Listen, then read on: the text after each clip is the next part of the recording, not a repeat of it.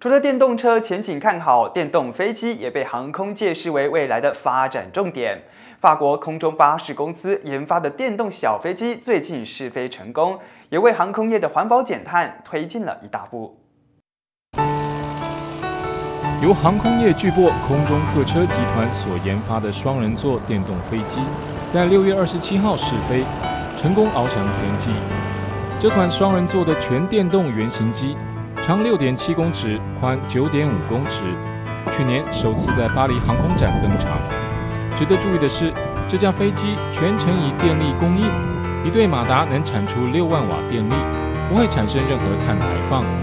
主要用于飞行员培训等短程的任务。法国环境部长罗亚尔也到场参观，乐见于运输业朝清洁能源的方向发展。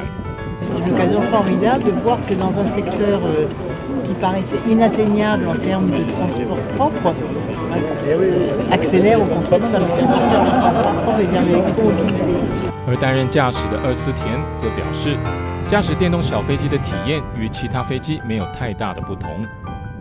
空中客车集团寄望这项科技未来可进一步应用于大型飞机上。首席技术官博迪表示，公司正在研发4人座的电动飞机。